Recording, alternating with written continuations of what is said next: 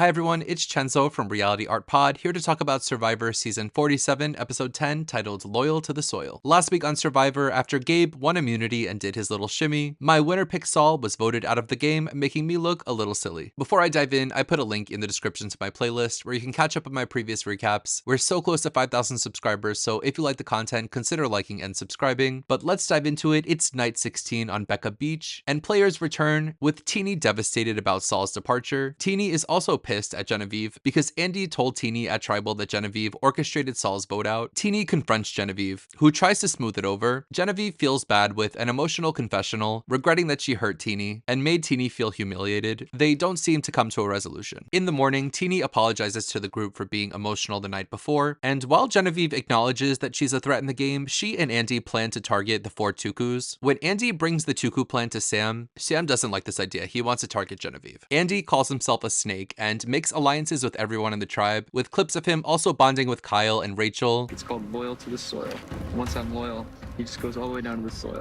Oop, Andy has said the thing for an unprecedented 3 episodes in a row. They head to a reward challenge where they'll be randomly divided into groups of 3, where they'll be tied up like snakes, pushing balls with their heads. Then they'll each roll a ball into a target. The first team to get all 3 balls into targets wins a trip to the sanctuary where good things happen, for lunch and cookies and cream cake. The teams are Genevieve, Sue, and Teeny, Andy, Caroline, and Gabe, and Kyle, Rachel, and Sam. They get started, and it's so funny seeing them slither around with their balls. Of course, Kyle is amazing at this and makes everyone look bad, inspiring his team with a shoulder strategy. Andy uses his mouth and gets a mouthful of sand. Was it worth it, Andy? Kyle's team continues to kick everyone's butts, with Rachel and Sam also crushing the crawl, getting to their ball rolling way before anyone else. They get all 3 of their balls landed before the other teams even roll a single ball. So Kyle, Rachel, and Sam head to the sanctuary where there's plenty of rice that Rachel didn't have to steal, and Sam tries a kiwi for the first time. He enjoys it. They cut open that cake and it looks so good. They start talking game, with Kyle quickly, surprisingly suggesting Gabe as a target. He thinks if he's gonna make a move on Gabe, he needs to use Sam and Rachel to do it. Sam is completely on board, but Rachel tells us she wants Genevieve out next. When they're alone, Rachel confronts Sam for blowing up her game before the previous tribal. They're able to find some common ground. Back at Becca, Andy the Snake is slithering and wants to work on things with Sue. He calls Sue an emotional player and points out that Sue has beef with Kyle, including a montage of about 20 clips of Sue talking smack about Kyle and cursing like a sailor. The other players at camp agree that Kyle is a huge threat, but like, obviously. Genevieve happily fans those flames. When he gets back to camp, Sam tries to recruit Teeny in his efforts to target Gabe, saying that the outcasts need to band together. At night, Teeny is still emotional about the rift with Genevieve and shares that this situation is triggering insecurities and questions that they have at home about gender identity. Teeny's bag also lights on fire, which Teeny declares basically as a reset for their game. The following day, they head to their immunity challenge where they'll be balancing balls on a disc. The player who lasts the longest will win the immunity necklace and be safe from the vote. Jeff also brings out the rice negotiation, where he asks for 4 players to sit out of the challenge in exchange for a bag of rice. Jeff calls this a negotiation, but he seems pretty set on his stance until Kyle offers up everyone's shot in the dark. Jeff is suddenly very interested. Sam is the only player hesitant to trade his shot in the dark, but Gabe talks Sam into doing it, and they trade their SOTDs for the bag of rice. This all has either broken the rice negotiation or set a precedent that people can just trade advantages or idols to Jeff for the rice. I don't mind them losing their shot in the darks at all. It's one less thing to keep track of. They get started with the weather getting randomly windy in intervals, making the first single ball stage way more difficult than it needs to be. Everyone makes it to round 2 with 2 balls, where Caroline quickly drops, followed by Andy, Rachel, Genevieve, and Gabe. Sue, Kyle, Sam, and Teeny move on to the final round with 3 balls, where Teeny drops first, followed by Sam. Sue drops, but let's not sleep on Miss Sue. She's been crushing these challenges. But Kyle wins his 4th individual immunity, and Sue has to take a big "I'll have to get him next time" deep breath. Kyle gives a victory speech about how he's proud of himself and how everyone back home motivates him to do well. Back at camp, Sam, Andy, and Teeny follow up about the Gabe vote out. Teeny is tempted to turn on Genevieve, but Teeny feels it's the right time to knock out a Tuku member. The Tukus rally around a Genevieve vote. Gabe celebrates to Caroline, getting excited about making it to the final 8 with their 4 Tuku numbers intact and having it locked up from there. Caroline tells us that she wants to be naughty and turn on Gabe. She declares that this is where her game begins, and she goes around camp telling people she's down for the Gabe Gabe vote, but is still keeping it from Sue. Rachel has other plans. She wants to work with the Tukus to vote out Genevieve and is relishing being in the middle. Genevieve is nervous, as she should be. She and Gabe both agree that one of them are going home. They head to Tribal with a confessional from Gabe saying that if he makes it through this Tribal, he thinks he's got the game in the bag. At Tribal, everyone is soaking wet, including the jury and Jeff. Glasses are drenched. Teeny is frozen in a permanent wink. Jeff praises their ingenuity at the rice negotiation, but the jury are annoyed that this happened. Jeff brings back up the theme of community, but Gabe says it's less about community and more just game. Andy says as a group, they're threat hunting. So they get to the votes, no advantages are played. There are votes for Gabe and Jenny in that pot, and just when Genevieve thinks she's toast, Gabe is voted out by a vote of 7-2, with he and Sue being sole votes for Genevieve. So we lose Gabe here, who has been a standout from the beginning. I think he just has stage presence, and the camera does love him. He's reactive and expressive, which makes him a great reality TV person who banters well with Jeff. He started off in the majority on the Tuku tribe and rode through the merge with his voting block. I always felt like he was getting a loser edit, as the show constantly dunked on him, highlighting him saying things like calling Caroline and Sue his little birds, who he would take to the end and beat, with Caroline eventually turning on him, and other things he did like dropping the immunity necklace on the floor and playing his idol incorrectly just made me feel like he wasn't going to be a winner. In this episode, he talks Sam into giving up his shot in the dark, which made him look like a big social threat, and when Kyle won immunity, it would have been so dumb for the other players to let the Tuku 4 make it to the final 8, and I think they made the right call voting him out here. I knew he was going home the second he had that confessional where if he survives Tribal, he's winning the game. It felt like such a smug confessional to highlight right before Tribal. On his way out, he says, "I'll be back" to Jeff, and while I think it would be fitting for his edit for him to say that and then never be back, which would be really funny on the rewatch 10 years from now, I actually think there's a good chance he could return, as like I said, he's a bit of a producer's dream. Overall, I think this was a really great episode. I think they nailed the pacing with the edit, and I like that we got a reward. We got to see every player's point of view heading into the vote. I love Teeny's personal content this episode, and the burning bag felt overly symbolic, so I do think Teeny's game will turn around, starting with her being on the right side of the vote here, and being in the underdog crew. I want to start a new tradition where I end every episode with 2 new superlatives. Firstly, player of the episode, which I'm going to give to Kyle, not because I think he's winning the game. I still think they should vote him out if they can, but he won the reward where he made a move on Gabe, got the ball in motion on the Gabe vote, which probably was happening anyway, but still, and he won immunity and was able to publicly announce his family story in front of the group again. My player who I think is most in danger for next week is Miss Genevieve, who went from being a big shot in the game to really being cut at the knees in this episode. She could have done a better job managing her relationship with Teeny, and Teeny still wants revenge. Jenny doesn't have much support from the group, and her saving grace could be, now that she's been knocked down a peg, the group might find other priorities. But that's all I have to say about this episode. Let me know in the comments what you thought of the episode, who is your player of the week, and who do you think is in danger of being voted out next. Also, if you comment spoilers or something that looks like a spoiler, it's an instant permanent ban, so cut that out. I'll be back next week with more Survivor. Until next time, have a nice weekend. Bye!